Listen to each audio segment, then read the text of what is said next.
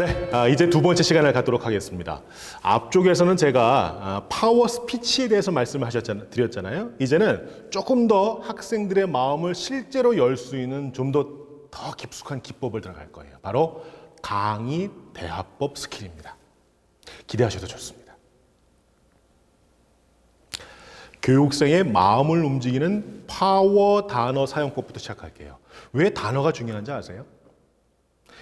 요즘 제가 지난번 수업에 이 말씀 드렸었죠. 요즘 현대인들은 15초밖에 못 견뎌요. 그게 최대한의 노력이에요. 15초면 두 문장이거든요. 근데 그 두 문장 안에 단어들이 있을 거 아니에요.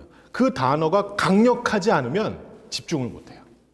그러니까 선생님들께서는 지금부터 학생들의 마음을 콱 사로잡을 수 있는 그런 단어 찾기 게임이에요. 어떤 단어로 내가 수업을 할까? 단어를 잘 찾으시잖아요. 그러면 학생들이 오! 그러면서 선생님들 수업에 집중하게 되거든요. 그 단어를 얼만큼 개발해내느냐의 승부입니다. 마이크로 메시지. 수많은 단어들 중에서 어떤 단어들로 학생들의 마음을 사로잡을 수 있을까? 자, 첫 번째, 마음에 꽂히는 주파수 단어예요. 왜 제가 주파수라는 말을 썼냐면 주파수가 안 맞으면 음악 잘 치직치직 소리 안 들리잖아요. 똑같은 거예요. 선생님들께서 아무리 수업을 열심히 하셔도 학생들과 주파수가 안 맞으면 잡음으로 들리는 거예요. 그 주파수를 맞춰야 돼요. 어떤 방법? 자, 수업 중에 쓰시는 선생님들의 말씀은 학생에게 무슨 말을 할까로 시작해서 학생들의 마음과 반응을 이끌어내는 작업입니다. 당연히 학생들의 입장에서 학생들의 마음에 드는 말을 하셔야 돼요. 그게 바로 주파수 맞추는 거예요. 세 가지 원칙. 생각하게 하지 마라. 두 번째, 콕 찍어 학생을 불러라.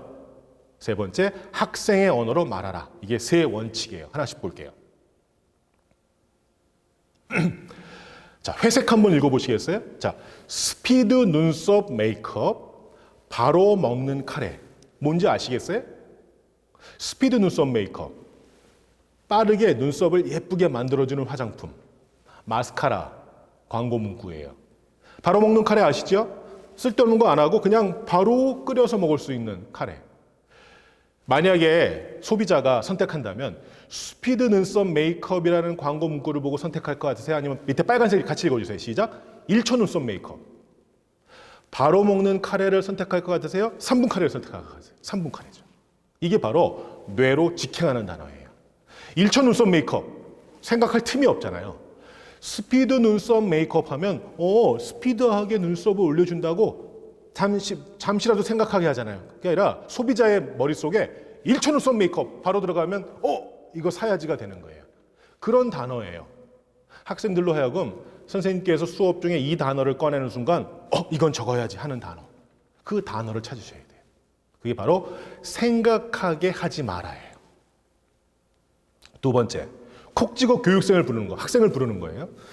오바마 대통령 후보가 상대 후보가 롬니 후보였어요. 근데 오바마 후보가 롬니 후보보다 무려 6배의 후원금이 모였거든요. 미국은 후원금을 공식적으로 거둘 수가 있어요. 롬니 후보가 메일을 보냅니다. 미국 유권자들에게. 미국 국민 여러분, 저 미국 대통령 후보 롬니입니다. 같은 인사말. 근데 오바마는 어떻게 하는지 아세요? 20명의 전문 카피라이터를 모집했어요. 거기서 문구와 인사말을 다 만들었고요. 2,000명 자원봉사자의 도움을 받아서 미국 국민에게 그 사람의 이름, 성별, 지역의 맞춤형 인사말을 다 달리해서 메일을 보냈어요. 그러니까 그 메일을 받아본 유권자가 오바마가 나를 아나 봐. 어떻게 알아? 모르지. 하는데 친근감이 느껴지는 거예요. 그러니까 더 후원을 했어. 그래서 6배 후원금이 더 모였습니다. 선생님들께서 어느 학생만 편애하시면 안 되겠지만 학생의 이름을 기억하고 딱 찍어서 윤태장 학생 지난 시간에 이런 말을 했었는데 이번에는 어떤 대답을 할까? 이런 식으로 하나씩 기억하시는 게 굉장히 중요해요. 세 번째, 학생의 언어로 말한다. 이 할머니께서 쌈짓돈을 모으셨어요. 100만 원 정도 되는데 3년 후에 손자가 초등학교를 들어가는 거야. 그때 쓰시려고 저금을 하신다고 은행에 가셨어요. A 행원 앞에 가서 젊은 양반 내가 100만 원을 가져왔는데 어떻게 할까? 그랬더니 A 행원. 네 할머니 저희 은행에는 A 상품, B 상품, C 상품이 있습니다. A 상품, 세전, 세후, 이율. 설명하니까 할머니가 아이고 머리 아파 이러고 있는데 B 행원이 할머니 저한테 오시겠어요? 할머니 저희 은행에 100만 원을 맡겨주시면요. 요즘 이자가 많지 않아서 많이 못 불려드리고요. 3년 후쯤 되면 한 107만 원 정도 드릴 수 있을 것 같은데 저금하시겠어요? 알겠어요. 얼마 되진 않지만 저금할게요. 이렇게 할머니의 언어로 말한다. 게 중요한 겁니다. 두 번째입니다. 교육생을 사로잡는 미끄럼틀 단어입니다. 미끄럼틀 선생님들 언제 타보셨어요? 오래됐죠? 일단 미끄럼틀 타려면 뭐부터 해야 될까요? 계단을 오르셔야 돼요. 계단 오른 다음에 미끄럼틀 위에서 하늘 쳐다보는 분 계세요? 아니죠? 바로 미끄럼틀 타고 내려오죠? 바로 어렵지만 계단을 오르게끔 하는 단어.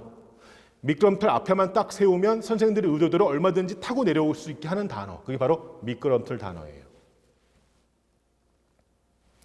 학생의 궁금증을 자극해서 계속 선생님의 수업을 듣게끔 만드는 단어. 걱정해서 이기는 10가지 방법. 대화를 단절시키는 날 5가지. 차고 넘치는 정보들이 많잖아요. 그 속에서 마치 엄선한 것처럼 보이게 하는 그 제목. 사람들은 왜 한 가지만 잘하는 식당을 찾을까? 어쩌라고? 그런데 궁금하잖아. 호기심과 궁금증을 동시에 자극하는 그 제목을 뽑아내시는 게 중요해요. 자, 제가 애인이 있어요. 애인 이름이 미나라고 할게요. 미나 씨랑 태정이가 3년을 사귀었어. 이제 조금 위험할 때잖아요. 태정이가 말을 잘해야 돼. 한마디 잘못하면 헤어지는 거거든. 미나 씨가 저한테 태정 씨, 나 뭐 달라진 거 없어? 말 조심해야 됩니다. 바로 꺼내면 안 돼요. 우리 미나는 늘상 아름답고 정말 엑설런트하고 정말 엘레강스하고 이러면서 말을 끌어야 돼요. 끌었을 때 미나가 답답하니까 태정 씨, 나 립스틱 바꿨잖아. 어쩐지 우리 미나가 입술이 더 아름다워 보이더라. 근데 제가 오버를 한 거예요. 근데 미나, 색깔이 뭐야? 태정 씨, 벽돌색이야. 사실은 오늘 태정이가 미나랑 뽀뽀를 하고 싶었거든요. 근데 벽돌색이 하는 순간 뽀뽀할 마음이 싹 사라지는 거예요. 왜? 벽돌에다가 무슨 뽀뽀. 죄송합니다. 이것도 문제가 되는 거 아닌가? 너그럽게 이해해 주세요. 그런데 태정 씨, 이게 무슨 색깔이 이게? 무슨 색깔이야? 말린 장미색이야. 미나의 입술에서는 장미향이 나는 것 같은 거예요. 이게 실제 있었던 일이에요. 제품 포장 가격이 그대로인데 립스틱 색상 이름이 벽돌색일 때 안 팔렸던 립스틱이 말린 장미색으로 색상 이름을 바꾸니까 15배 매출이 나왔어요. 단어예요. 감정 단어. 새봄을 맞이하여 집을 수리하세요? 뭐가 걸리세요? 수리. 부정적인 단어죠. 수리? 당신들이 나 집 사는데 도와준 거 있어? 그래, 우리 집 30년 됐다. 낡았다. 어쩔래? 장식하세요. 단장하세요. 새봄 맞이 단장 한번 해볼까? 인테리어 회사의 광고 문구인데 수리라고 했을 때는 전혀 의뢰가 안 들어오다가 장식 단장으로 바꾼 다음에 매출 20배가 늘어났어요. 단어. 가그린 써보셨고 혹시 리스테린 써보셨어요? 리스테린 광고 문구예요. 하루 2번 당신이 싫어하는 그 맛. 맛이 세죠. 강하죠. 알아요, 리스테린도.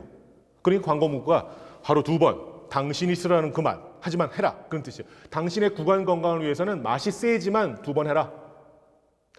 오뚜기 케첩 말고 하인즈 케첩. 광고 문구예요. 다 같이 한번 읽어주시겠어요? 하도 진해서 따르기도 힘듭니다. 이거는 사연이 있는 광고 문구예요. 하인즈 케첩 세상에 처음 나왔을 때 엄청난 불평, 불만이 쏟아졌어요. 왜? 케첩 끝까지 다 나오지 않는다는 거예요. 케첩병. 공장장하고 이사들이 몰려와서 오너 회장한테 회장님, 케첩을 좀 묽게 해야 될 것 같습니다. 고객 불만이 너무 많습니다. 회장, 더 진하게 만들고 광고 때려. 하도 진해서 따르기도 힘듭니다. 어떻게 됐을까요? 1년 후에 시장 점유율 50%가 늘어났어요. 왜? 이런 소문이 들어왔어요. 다른 케첩은 물탄데 하인즈는 진짜 원액이래. 진하니까. 하인즈가 이렇게 시장을 점유를 한 거예요. 캐나다 총리 후보 TV 토론 때 한 후보가 입이 삐뚤어지고 말이 새요. 장 크레팅. 상대 후보가 이렇게 공략합니다. 아니, 후보님, 한 나라를 대표하는 총리가 언어 장애로 말을 잘 못하는 건 문제 있는 거 아닙니까? 했을 때 장 크레팅 후보가 이렇게 얘기합니다. 다 같이 읽어주시겠어요? 저는 말을 잘하지 못하지만 거짓말도 못합니다. 어떻게 됐을까요?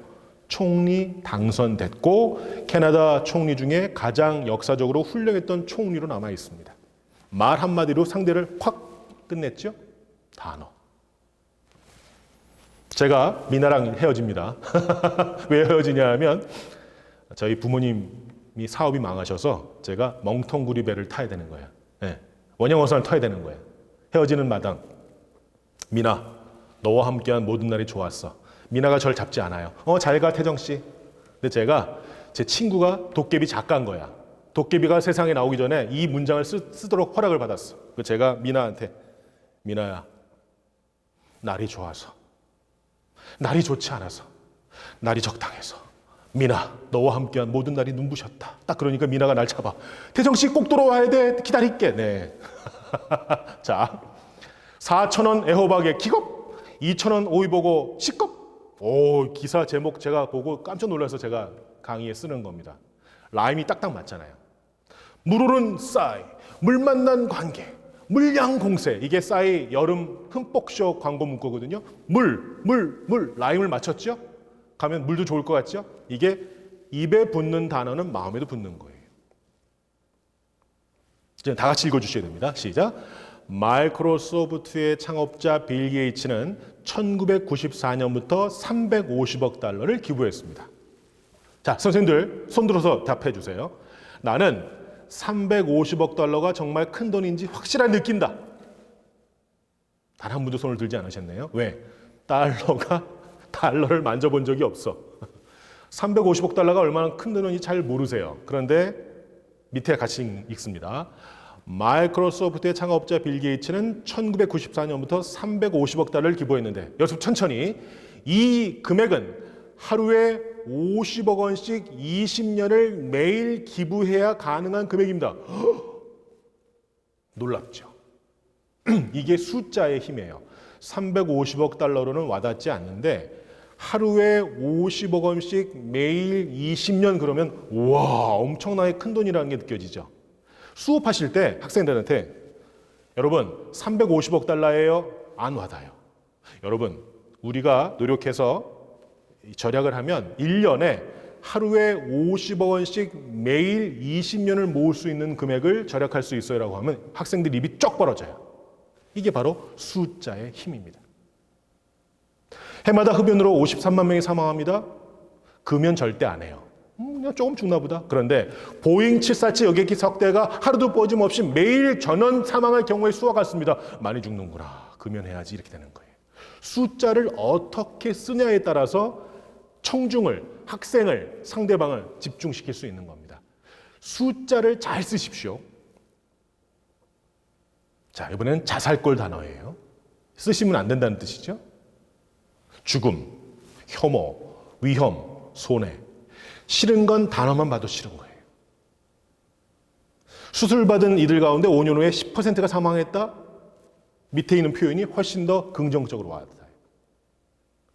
자, 다 같이 읽어주십시오. 이거 명품 과메기 선전 문구거든요. 따라해 주세요. 비린내가 나지 않는 구룡포 맑은 해풍에 말린 명품 과메기. 비린내가 날 것 같죠? 인공 감미료 안 썼습니다. 글루텐 없습니다. 방부제 안 썼습니다. 썼을 것 같죠? 네. 왜 그런지 아세요? 우리 뇌는 부정적인 단어를 먼저 받아들여요. 그러니까 앞에 비린내가 나지 않는 하고 비린내 단어가 딱 나오니까 비린내가 날 것 같은 거예요. 인공 감미료, 방부제 단어를 딱 보는 순간 쓴 것 같은 거예요. 그 부정적인 단어는 되도록이면 쓰지 마시고 뒤로 배치를 하셔야 돼요. 네. 독도는 일본 땅이 아니다? 이거 우리가 일본 대응 이렇게 하면 안 돼요. 일본이 다케시마 일본, 독도 일본 아무리 떠들어봤자 우리는 무시하면 돼요.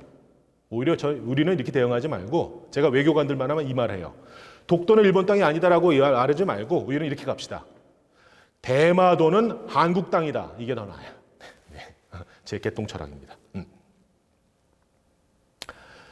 예전에 영국이 대공황으로 수천만 명이 실직하고 어려웠을 때 영국의 총리, 제 총리 이름은 기억을 못합니다.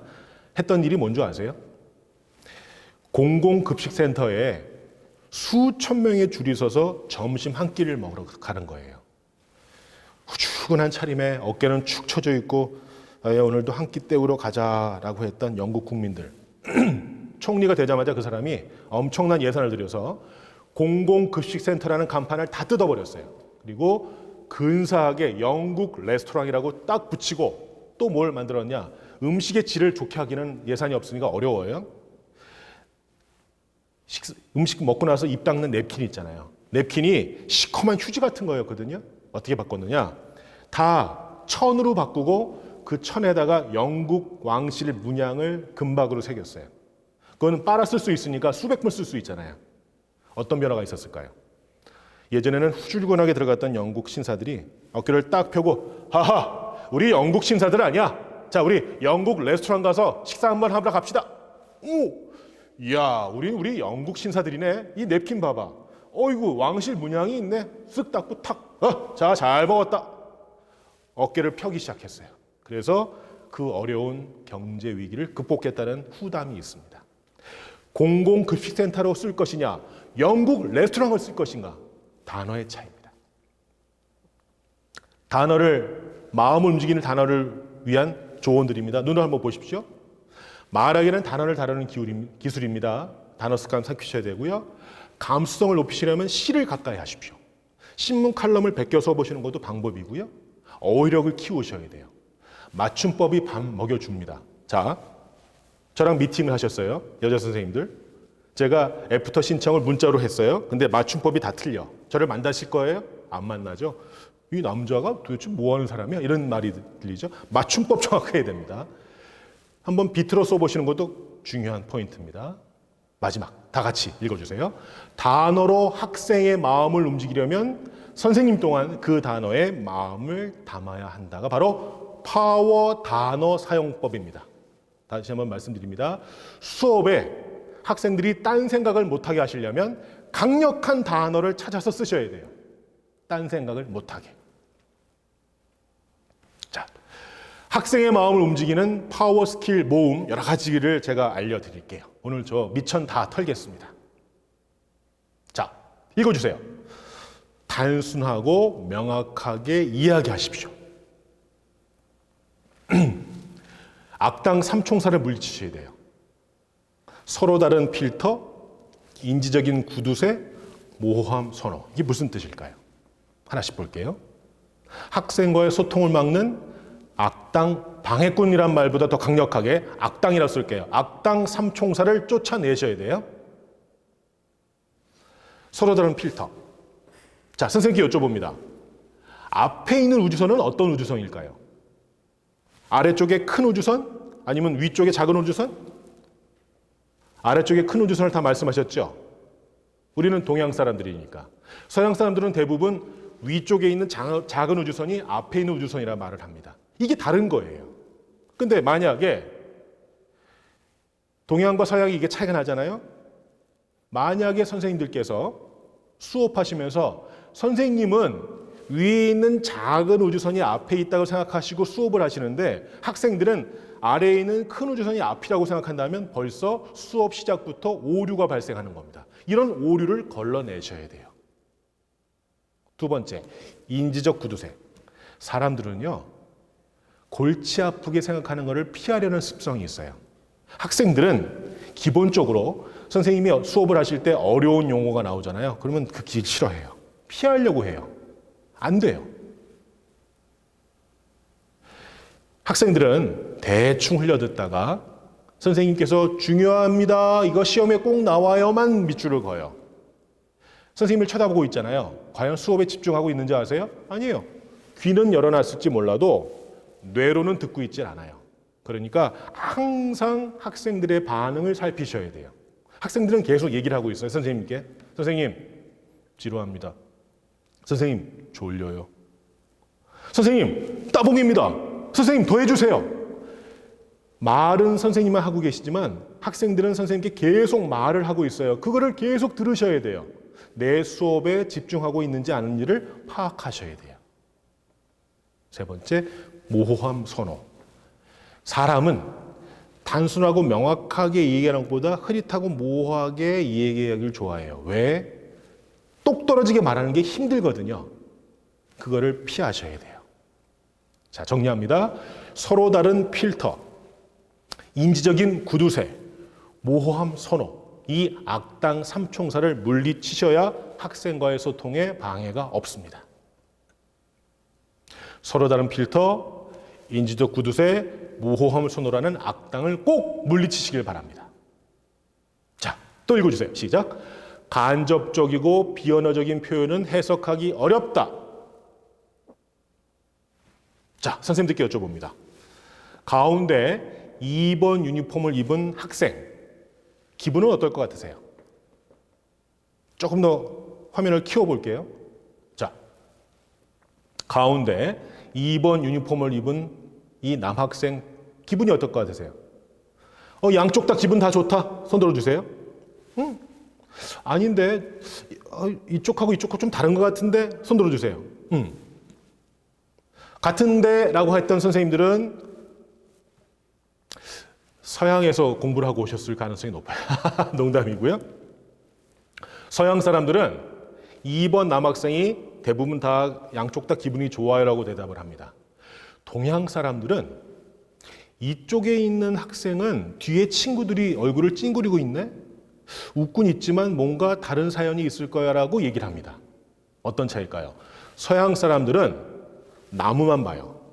동양 사람들은 숲을 다 보거든요. 앞쪽에 서양 사람들은 나무만 보는 저맥락 문화입니다. 맥락이 뭔지 아시죠? 이거를 알면 이거를 다 함께 아울러서 유추하는 게 맥락이에요. 동양 사람들은 다 봐요. 서양 사람들은 저맥락 문화, 동양 사람들은 고맥락 문화. 그런데 선생님들은 만약에 40대가 넘으셨다면 그래도 고맥락 문화에 속해 계시는 분이고, 젊은 선생님들은 아닐 수 있어요. 요즘 학생들은 다 저맥락 문화예요. 안타깝죠? 아니요, 안타깝지 않아요. 그 삶이 편할 수도 있어요.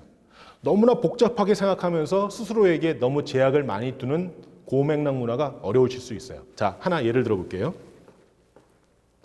제가 팀장이에요. 신입사원이 들어왔는데 맨날 늦어. 그래서 경고의 차원에서 제가 이럽니다. 첫날. 둘째 날도 또 늦어. 금요일까지 계속 늦어. 금요일날 가장 세게 이랬어요. 어떤 일이 벌어졌을까요? 회사 사내 게시판에 그 신입사원이 댓글을 올렸어요. 우리 윤태정 팀장은 코로나가 걸린 것 같다. 왜? 아니까. 저는 신입사원한테 일찍 오라고 경고성으로 한 표현이었는데 그 신입사원은 못 알아듣고 기침, 목감기, 코로나라고 생각한 거예요. 이게 바로 저맥락 문화와 고맥락 문화예요. 선생님들께서는 학생들이 저맥락 문화라는 걸 이해하시고 표현을 있는 그대로 정확하게 하셔야 돼요. 내 뜻을 알아듣겠지, 이 정도면 알아들었겠지, 천만의 말씀. 안 됩니다. 예전에는 우리는 개떡같이 얘기해도 찰떡같이 알아들었잖아요. 요즘은 개떡같이 얘기하면 정말 개떡보다 못하게 이해합니다. 찰떡처럼 말씀을 하셔야 돼요. 그럼 어떻게 해야 될까요? 매뉴얼을 사용하듯이 명쾌하게 표현하셔야 돼요. 제가 유명 호텔도 강의를 나가거든요. A 호텔, B 호텔 어디라고 얘기하지 않겠습니다. 거기 담당자한테 허락을 받고 요 매뉴얼 일부만 좀 강의에 쓰는 겁니다. 한번 눈으로 보시겠어요? A 호텔 세면대 청소 매뉴얼이에요. 1, 2, 3, 4. 이게 끝이에요. B 호텔 보여드릴게요. 1, 2, 3, 4 아직 안 끝났어요. 5, 6, 7. B호텔 세면대는 항상 깨끗해요. A호텔은 지저분해요. 담당자가 바뀌어도 B호텔은 완벽한 매뉴얼이 있기 때문에 최상의 청소 품질을 유지합니다. 매뉴얼을 사용하듯이 정확하게 수업하십시오. 자, 세 번째. 다 같이 읽어주세요. 언제나 교육생의 Y를 이야기하십시오. 내 Y가 아니라, 선생님의 Y가 아니라 교육생의 Y. 무슨 뜻일까요? 자, 히든 피겨스라는 영화 보신 분, 손 한번 들어주시겠어요? 한 분 계시구나. 1960년대 나사에 흑인 3명의 여성이 들어갑니다. 그 실화를 다룬 영화입니다. 3명의 주인공 중에서 지금 사진상으로 맨 왼쪽 메리 잭슨 얘기를 해볼게요. 자, 사진 한번 보시겠어요? 영화의 한 부분인데 다 백인 남학생만 앉아있는데 딱 메리 잭슨 가운데 여학생만 딱 앉아있죠. 이게 굉장히 역사적인 장면이에요. 1960년대 유색인종 차별, 미국 사회 아시죠? 화장실도 따로 쓸 정도였어요. 메리 잭슨이 나사에 들어갔는데 더 높은 단계로 올라가기 위해서는 어떤 이수 자격증이 필요한데 그 이수증은 유일하게 백인 남성만 들어갈 수 있는 이 학교를 졸업해야 되는 거예요. 메리 잭슨 못 들어가잖아요. 남자도 아니야, 일단. 두 번째, 흑인이야. 불가능해요. 메리 잭슨 포기하지 않았어요. 소송 걸었어요. 히든 피겨스의 대사 중에 메리 잭슨이 마지막 최종 스스로에게, 판사에게 말하는 그 대사예요. 판사님, 저는 나사의 엔지니어가 되려고 합니다. 하지만 백인 고등학교에서 수업을 듣지 않으면 엔지니어가 될 수 없어요. 저는 제 피부색을 바꿀 수가 없어요. 판사님, 오늘 보게 될 모든 재판 중에 어느 판결이 지금으로부터 100년 후에 중요한 판결이 될까요? 어느 판결이 판사님 당시를 최초로 만들어줄까요? 보세요. 메리 잭슨이 자기 얘기를 하지 않고요. 판사의 명예를 얘기하는 거예요. 판사, 백인 판사예요. 메리 잭슨의 손을 들어주면 두 가지 일이 생깁니다. 왕따 당해요. 백인 사회에서. 그리고 최초로 판결하는 거 부담돼요. 그거를 판사가 지금 꺼림직하게 생각하는 거를 알고 있어요. 메리 잭슨은. 그래서 판사님, 저 그래도 들어가고 싶어요 라고 한 게 아니에요. 자신의 Y를 얘기하지 않고 판사, 당신의 얘기를 할게요 하면서 한 게 두 가지예요. 판사님, 어느 판결이 지금으로부터 100년 후에 중요한 판결로 판사님의 이름을 남길까요? 어느 판결이 판사님 당신을 최초로 만들어줄까요? 판사가 끄덕끄덕 듣더니만 오케이, 메리 잭슨 야간 수업만 허용합니다 라고 판결을 내줘서 메리 잭슨이 이 고등학교를 나와서 지금 사진, 이게 메리 잭슨의 실제 사진이에요. 나사에서 아주 중요한 역할을 합니다. 나사가 성공할 수 있었던 역할에 큰 역할을 해요. 역사는 이렇게 만들어가는 겁니다. 메리 잭슨은 학교 입학이라고 하는 자신의 Y를 이야기하는 대신에 판사님의 명예입니다, 최초입니다라는 판사의 Y를 얘기한 겁니다. 그걸 건드리셔야 돼요. 선생님들께서는 학생들한테 선생님의 수업을 잘 들으세요. 선생님 말을 안 들으면 안 돼요. 라고 말씀하시는 게 아니라 학생 여러분, 선생님의 수업이 학생 여러분을 어떻게 만들어 줄 겁니다. 라고 학생의 Y를 얘기하셔야 학생들이 선생님 수업에 집중해요. 네 번째입니다. 교육생이 알고 싶어하는 목적지를 정확하게 보여주셔야 돼요. 여러 가지 방법을 다 쓰셔야 돼요. 심지어 악당을 만드실 필요도 있어요. 선생님께서는 항상 학생이 알고 싶어하는 목적지를 정확히 보여주셔야 돼요. 그래서 선생님들의 수업이 학생이 원하는 것을 이루어지거나 학생이 고민점을 물리쳐주거나 하셔야 돼요.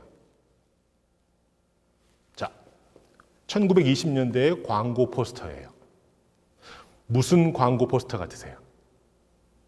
그냥 딱 보기에 한 여성은 사랑에 성공했고 한 여성은 버림받았죠.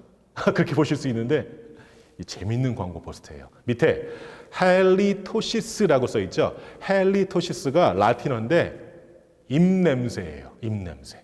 이게 아까 제가 잠깐 1강에서 말씀드렸던 리스테린 구강 청결제 사진, 광고 사진이에요. 존슨앤존슨에서 1920년대에 아주 좋은 구강 청결제를 만들어냈어요. 리스테린. 근데 안 팔리는 거야. 시장 조사를 해보니까 고객들이, 소비자들이 자기가 입냄새가 난다는 걸 모르는 거야.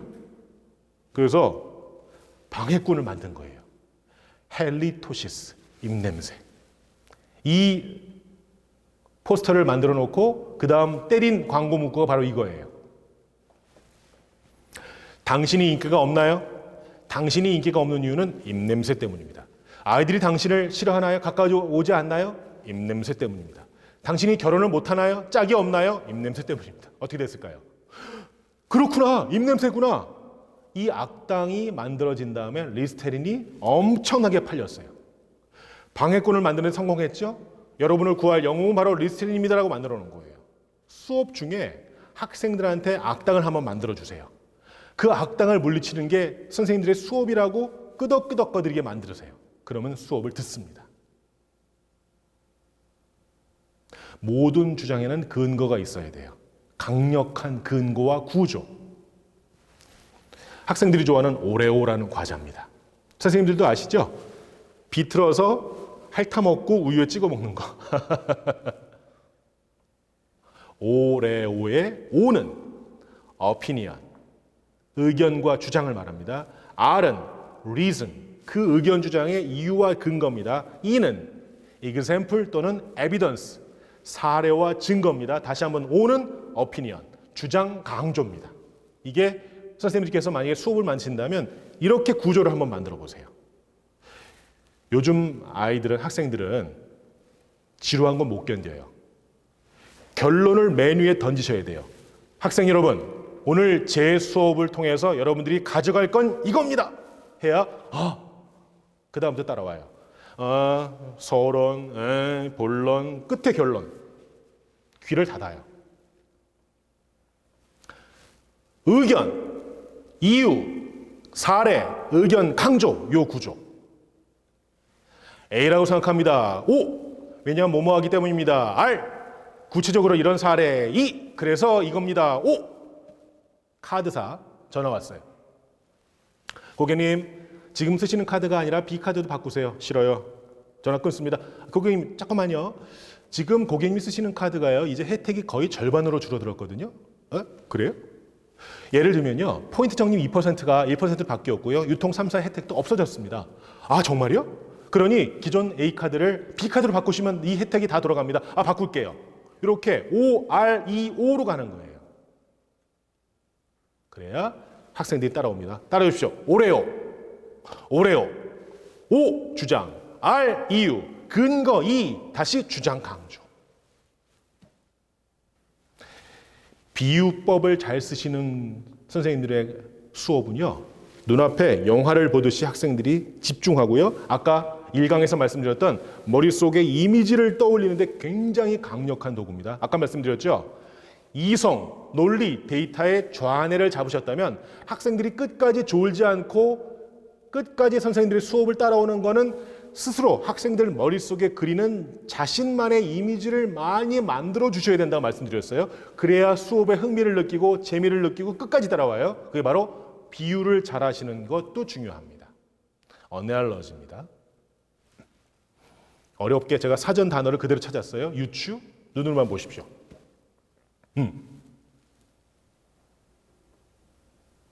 유추, 비유는 하나의 수사법이죠.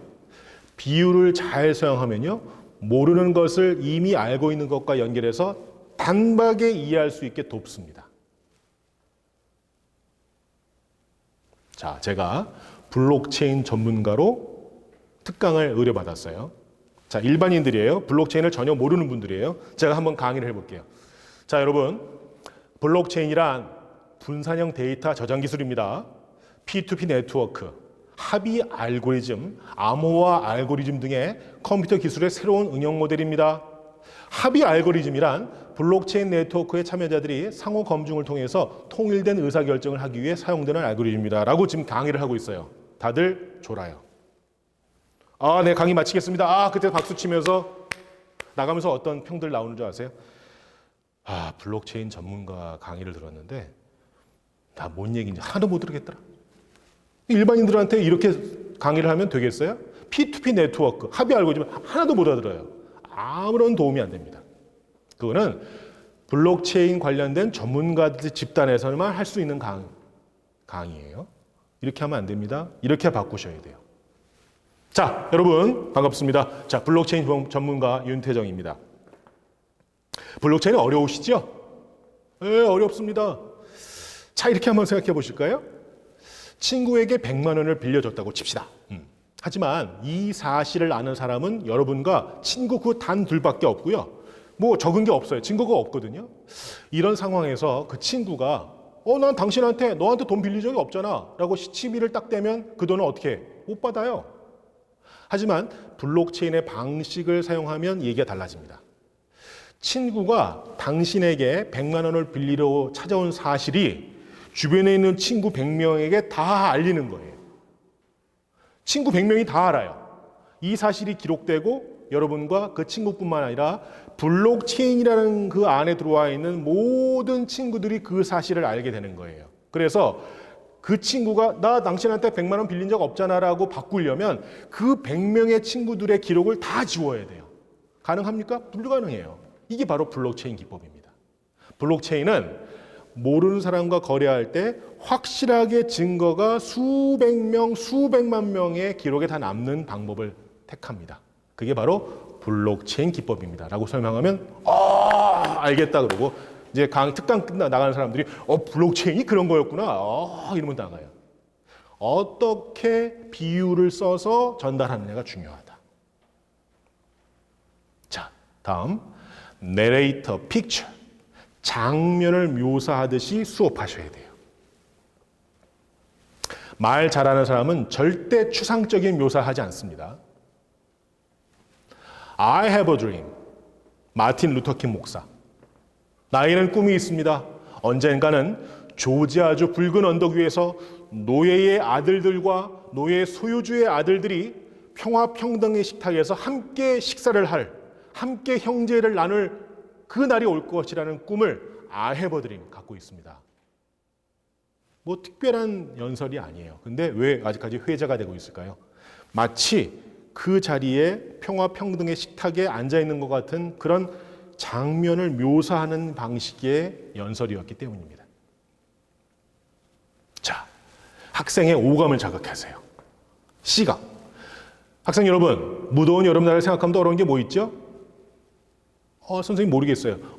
여러분, 아스팔트 위에서 뭉실뭉실 피어오르는 아지랑이 어떤가요? 맞아요, 선생님. 날씨가 매우 더울 때 들리는 소리가 뭐 있을까요, 학생 여러분? 에어컨 돌아가는 소리, 매미 우는 소리. 더운 날씨에 노출된 피부의 감각이 어때요? 땀에 축축하게 젖은 옷이 등에 딱 붙어 있을 때 느낌이요. 날씨가 더울 때 맡을 수 있는 냄새가 뭐가 있을까요? 네, 선생님. 사람들이 꽉 찬 엘리베이터 안에서요, 시큼한 땀 냄새요. 생각만 해도 시큼하죠? 더운 날씨 하면 혀끝에 느껴지는 맛은 뭘까요? 시원한 아이스크림이요. 선생님 좋아하시는 아요. 얼죽아요. 네. 자, 사과 장수입니다. 사과 한번 팔아볼게요. 여러분, 맛있는 사과가 왔어요. 농장에서 직접 키운 사과입니다. 드셔보세요. 엄청 맛있습니다. 먹으면 자꾸 먹고 싶은 사과입니다. 하나도 안 팔려요. 여러분, 저희 농장에서 제가 직접 키운 사과입니다.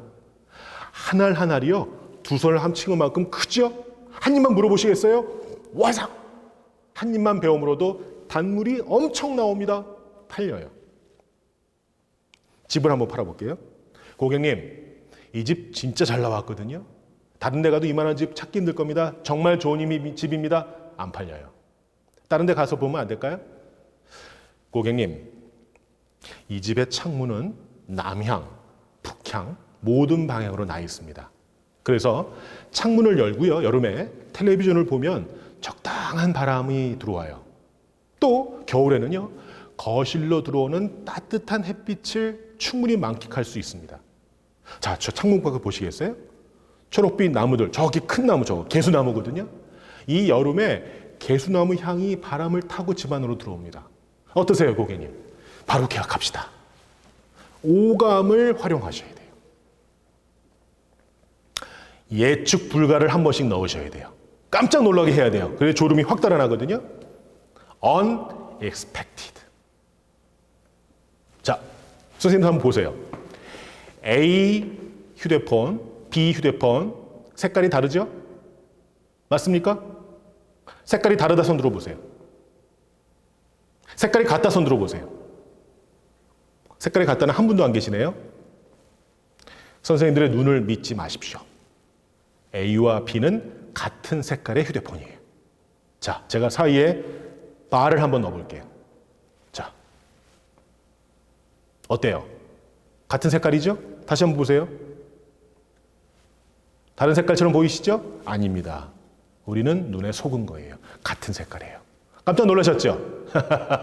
unexpected를 반드시 수업에 넣으셔야 돼요. 학생들이 한 번씩은 깜짝 놀라게끔 하는 깜짝 쇼를 펼치셔야 돼요. 자, 모르는 걸 솔직히 말하면 선생님들 더 매력적입니다. 이런 분들 계세요. 학생이 어떤 질문을 했는데 몰라. 당황했어. 네, 그런 질문 하지 말고 수업 따라오세요. 안 돼요. 모르면 모른다고 하세요. 왜? 선생님이 다 할 수 있나? 그럴 때 학생들은 선생님의 그 솔직함에 더 매력을 느낍니다. 물론 조절하세요. 모른다면 모른다고 얘기해 주십시오. 그만큼 자신감 있고 솔직해 보이는 게 없습니다. 단 모른다 다음에 해결책을 덧붙여 주셔야 돼요. 그게 포인트예요. 제가 신입사원한테 물어봅니다. 담당자한테 윤대리 신입사원 휴가 규정이 어떻게 되는가요? 예, 사장님 정확히 모르겠습니다. 끝. 내가 이 인간을 잘라야 돼 말아야 돼 이런 생각이 들잖아요. 그런데 자, 윤대리 신입사원 휴가 규정 바로 좀 얘기해 주겠습니까? 네, 사장님. 제가 정말 죄송합니다. 지금 정확하게 기억이 나지는 않습니다만 금방 찾아보고 말씀드리겠습니다. 5분만 시간 주시겠습니까? 그러면 열심히는 하는구나. 해결책을 덧붙였잖아요.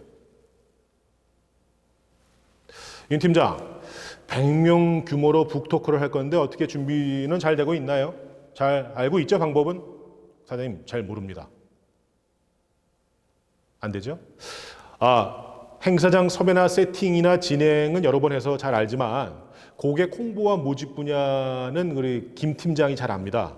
김 팀장과 협의를 해서 잘 무리 없이 진행하도록 하겠습니다, 사장님. 알았어요. 오케이. 모르는 모른다고 얘기를 해야지 자꾸만 핑계를 대고 아는 걸 하면 문제가 더 커져요. 학생들 앞에서도 선생님들 모르는 건 모른다고 답하세요. 단 해결책을 덧붙이세요. 그 부분은 제가 다음 수업 때 꼭 챙겨서 알려드릴게요. 오케이. 모른다는 거를 부끄러워하지 마십시오. 학생들에게 들키지 않으려고 괜히 애쓰시다가 일이 더 커집니다. 모르면 모른다고 얘기하시고 해결책만 덧붙이시면 됩니다. Pay attention please라는 영어 있죠. 저 이 영어가 참 단어가 마음에 안 들었어요. attention? attention 오케이, 집중. pay? 삼성페이? 카카오페이? 돈을 내라는 거잖아. 뭐 어쩌라는 거야? 자, 이렇게 풀었어요. 선생님인 우리가 학생을 만족시켜야지만 학생들은 비로소 선생님께 수업 시간 내내 집중력을 지불할 용의를 비치는 거예요. 다시 말씀드립니다. 왜 내 수업엔 집중을 안 하지? 라고 하지 마시고요. 학생들이 선생님께 어텐션을 페이할 마음이 들게끔 만족시켜 주셔야 돼요. 그래야 페이 어텐션이 됩니다. 결국 집중하지 않는 것은 선생님인 나의 문제가 있는 것이지 학생들에게 문제가 있는 것이 아니다 라고 말씀을 드리고 싶습니다.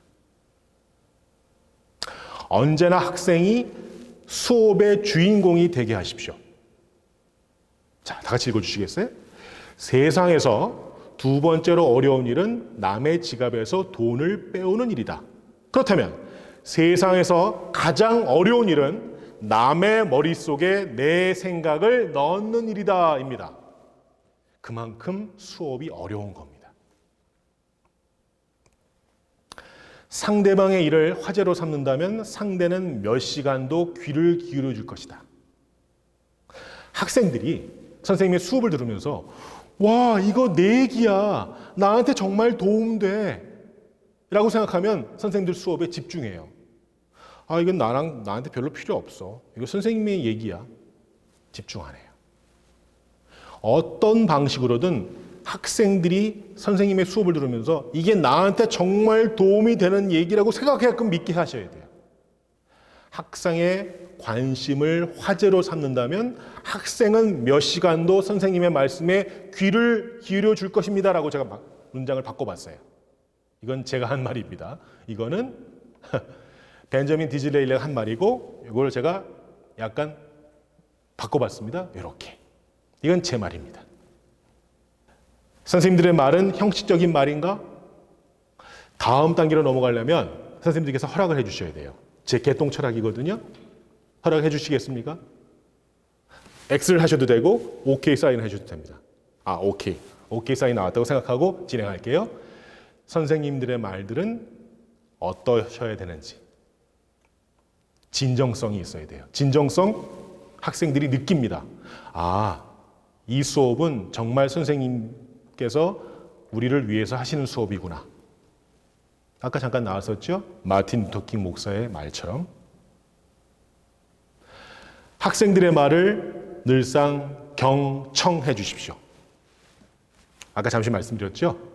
학생들은 계속해서 선생님께 수업 내내 말을 하고 있습니다. 선생님, 지루합니다. 선생님, 못 알아듣겠어요. 선생님, 너무 어려워요. 선생님, 졸려요. 선생님, 눈이 번쩍 띄어집니다. 선생님, 따봉이에요. 선생님, 도움됩니다. 선생님, 더 해주세요. 그 수업 중에 선생님께 계속 얘기하는 그 학생의 말을 들으셔야 돼요. 경청의 자세로. 경청의 경자가 어떤 경자인 줄 아세요? 공경하다 경자 그런 경자가 아니에요. 경직되다 그것도 아니고 기울 경자예요. 상대방의 말을 할 때 내가 몸을 숙이고 기울여서 듣는 거예요. 그게 경자예요. 청자가 더 놀라워요. 들을 청에는 귀, 이, 눈, 목, 마음, 심이라는 글자가 다 들어가 있어요. 귀, 이, 귀로 듣고 옆으로 눕혀 있지만 이게 세우면 눈목자거든요. 눈으로 보고 마음으로 공감한다. 그런데 더 재밌는 건 귀, 이자 밑에 보세요. 왕자가 적혀 있죠. 한자는 왕정시대에 만들어진 글자잖아요. 왕의 말씀을 듣는 것처럼 집중해서 듣고 눈목자 위에 10십자가 그려져 있죠. 눈은 2개밖에 안 되잖아요. 마치 눈이 10개가 있는 것처럼 집중해서 쳐다보고 마음심 위에 한일자가 딱 그려져 있죠. 마음은 온전히 하나로라는 뜻이에요. 이 경청의 마음으로 학생들의 말을 들으셔야 됩니다. 제가 감히 허락해 주셨으니까 선생님의 단계는 4단계가 있어요. 그저 내용만 말씀하시잖아요. 그건 스피커예요. 그냥 인터넷 강의 들어도 됩니다. 학생들이 선생님의 수업을 들으면서 나는 이렇게 하고 싶어, 이렇게 할 거야 라고 움직이게끔 만드시잖아요. 동기부여를 해주셨죠? 그렇다면 가이드의 위치에 오르신 거예요. 학생들의 선생님이 수업을 들으면서 나는 선생님의 수업을 잘 들어서 10년 후에는 이런 사람이 돼 있을 거라고 비전을 보여주시면 컨설턴트 위치까지 오르신 거예요. 아닙니다. 저는 선생님들께 여기까지 요구하고 싶어요. 선생님이 곧 학생이고 학생이 곧 선생님인 완벽한 멘토와 멘티의 단계까지 교감해 주시길 바랍니다. 그게 진정한 선생님의 길입니다. 제 개똥 철학이었습니다. 좀 더 진행해 볼게요. 덜어낼수록 완벽해지거든요. 자, 빅토르 위고 누군지 아시죠?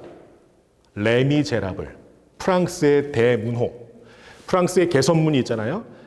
죽은 사후에 개선문 아래를 지나갔던 관은 딱 2사람밖에 없었어요. 나폴레옹 그리고 빅토르 위고. 단순한 말, 강력한 짧은 말에 얼마만큼 큰 힘이 있는지를 알려드리는 요 사례입니다. 프랑스의 대문호 빅토르 위고가 레미제라블이라는 원고를 만들어 놓고 출판사에 보냈어요. 출판사에 보낸 지 몇 달이 지났는데 답장이 안 와. 가슴이 타죠? 빅토르 위고가 출판사에 다시 편지를 씁니다. 그런데 만약에 제가 빅토르 위고라면 이렇게 썼을 거예요. 출판사 사장님, 저 빅토르 위고입니다. 제가 보내드린 레미제라블의 원고가 석 달이 지났는데 아무런 답변이 없으시네요. 제가 이런 마음으로 쓴 글이고 이런 장점이 있고 주절 자기 사연을 얘기했으면 출판사 사장이 그 편지를 딱 받고 이 사람이 좀 급하구만. 내가 긴가민가 했는데 아닌 것 같아? 라고 판단할 수 있었잖아요. 빅토르 휴고가 그런 편지를 썼다가 다 찢어버리고 딱 한마디만 써서 보냅니다. 어떻게 써서 보냈을까요? 의견들 얘기해 보세요. 어떻게 써서 보냈을까요? 더 강력하게 짧았어요. 빅토르 휴고가 이렇게 해서 편지를 보냅니다. 물음표 딱 하나예요. 무슨 뜻일까요? 제 원고를 출판하시겠습니까? 라는 질문이에요. 출판사 사장이 이 편지를 보고 기가 막힌 답장을 보냅니다. 이 출판사 사장도 멋쟁이에요. 여러분 예상하고 계시죠? 느낌표. 무슨 뜻일까요? 대단한 원고입니다. 출판하겠습니다라는 확정의 원고입니다. 편지입니다. 만약에 레미제라블이 이 세상에 나오지 않을 수 있었다. 무슨 얘기냐?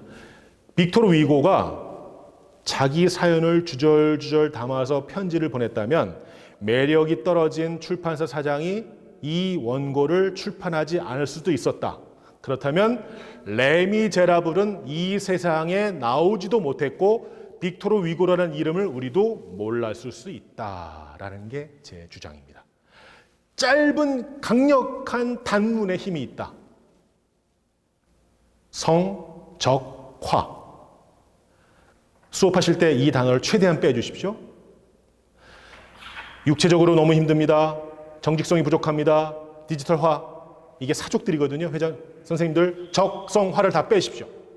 이번 일로 몸이 너무 힘듭니다. 그는 정직하지 않습니다. 이렇게. 비교 하나로 핵심이 우뚝 살아나실 수 있어요. 종이보다 가벼운 노트북. 100원짜리 동전보다 작아요. 한국인 평균 키보다 몇 센치 작습니다. 이렇게 비교해야 핵심이 우뚝 살아납니다. 더 빨리, 더 잘 꽂히는 말은 따로 있습니다. 강렬한 한마디, 첫 15초 잡으시는 거 계속 강조하고 있죠? 첫 장면에서 결정된다라고 얘기합니다. 질문을 던지시는 방법, 개인적인 경험을 이야기하시는 방법, 충격적인 사실을 제시하시는 방법, 예화로 시작하는 방법, 유명인사의 말을 이용하는 방법, 듣는 이를 띄워주는 방법 등이 있습니다. 학생을 대비해서 한번 잘 넣어보세요. 질문을 던지시는 방법도 있고요. 개인적인 경험을 말씀하시는 방법도 있고요. 충격적인 사실을 말씀하시는 방법도 있고요. 예화로 시작하시는 방법, 그리고 유명인사의 말을 이용하시는 방법, 그리고 학생을 띄워주는 방법도 있습니다. 예를 들어서 한번 보여드렸습니다. 어휘 하나로 천국과 지옥이 오갑니다. 잘못 쓰여진 단어를 한번 찾아보세요. 이제 수업의 끝부분이기 때문에 좀 어렵게 가봅니다. 완벽하셔야 되기 때문에 뭐가 있을까요? 일사불란이에요. 잘못 쓰여져 있어요. 일사불란이 아니라 일사불란입니다. 안위도 이렇게 바꾸셔야 돼요. 찾아보세요. 오류. 빠른 분들은 이미 찾으셨죠? 공황장애, 주구장창, 성공사례, 생사여탈권이 바꿔야 될 말입니다. 공황이 아니에요. 공황. 주구장창, 주야장창 아닙니다. 주야장천. 타산지석은 나쁜 사례에서 도움을 받는다고 하니까 실패 사례에만 쓸 수 있는 말이고요. 생사여탈권이 아니라 생살여탈권입니다. 이제 눈에 띄시죠? 토사, 광란, 성대묘사 눈에 다 보이시죠? 토사, 광란이 맞고요. 성대모사가 맞고요. 체면불고가 맞고요. 동고동락이 맞습니다. 정확하면서 풍부한 단어를 쓰셔야 좋은 수업이 됩니다. 얼굴은 잊어도 명언은 기억합니다. 키워드 기법 기억하시죠? 자, 힘들 때 우는 건 삼류다. 힘들 때 참는 건 이류다. 힘들 때 웃는 건 인류다. 어느 시상식에서 방송인 이상민 씨가 한 말인데요. 이걸 갖고 사람들은 와, 이상민 말 잘한다 그랬는데 이건 셰익스피어가 얘기한 말이에요. 그걸 쓴 거예요. 너무나 유명한 문장이죠?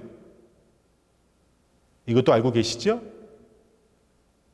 노병은 결코 죽지 않는다. 스티브 잡스. 수업에 선생님들이 이 강력한 명언을 꼭 한 번씩 써보시면 학생들이 그건 꼭 적어요. 부정적인 표현을 원하는 것을 갖는 초강수도 던지셔야 돼요. 따라해 보세요. 죽어도 아니 눈물 흘리오리다.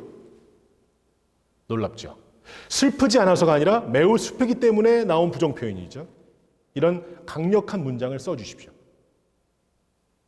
하나 예를 들어 드릴게요. 이 아이를 기억하지 마세요. 약은 아닙니다. SM3. 초록우산 어린이재단에서 썼던 광고 문구예요. 이 아이를 기억하지 마세요 하면서 더 기억하라는 메시지죠. 백세조 광고. 백세제는 어느 술보다 약재가 강해요. 그거를 강력하게 표현하는 건 거고요. SM3가 차가 너무 좋다라는 표현을 부정적인 표현을 써서 쓰는 방법이에요. 칼리굴라 효과라는 게 있습니다.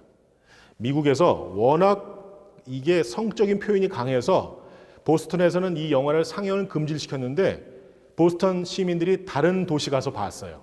하지 말라니까 더 하잖아요. 부정적인 표현 효과입니다. 이런 방법을, 기법을 학생들한테도 써보실 필요가 있어요. 하지 말라는 건 더 하려는 그 개구리 심리를, 청개구리 심보를 이용하시는 거예요. 그것도 하나의 팁입니다. 눈으로 한번 보시고요. 자, 매짐하겠습니다.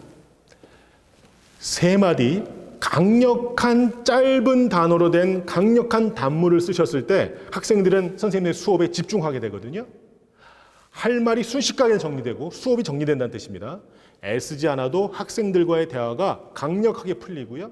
15초 안에 스마트하게 임팩트를 남기실 수 있고요. 상황을 내게 유리하게 리드하실 수도 있고 이렇게 세련되게 나를 어필할 수도 있다. 아까 처음 말씀드렸듯이 파워 단어로 시작해서 정말 강력한 세 마디의 문장을 만드시는 것까지 왔습니다. 이 정도면 선생님께서 수업하시는데 쓰실 수 있는 모든 기법들은 다 담아드렸다고 봐도 됩니다. 제가 평소에 대화법 강의할 때 이거는 벌써 한 8교시 정도의 양의 분량이에요. 이거를 다음에 선생님들 만날 수 있는 기회가 없을 것 같아서 제가 강력하게 모아서 담아드리는 거니까 이 기법들을 얼마든지 선생님께서 활용하시고 그 기법들을 활용하시는 건 선생님들의 몫입니다. 도움이 되셨으면 좀 좋겠습니다. 너무나 많은 양을 한꺼번에 알려드려서 좀 버거우셨는지 모르겠지만 잘 판단해서 사용해 주시길 바랍니다. 선생님들의 앞날에 좋은 일만 가득하기를 기원하겠습니다. 지금까지 아나운서 윤태정이었습니다. 고맙습니다.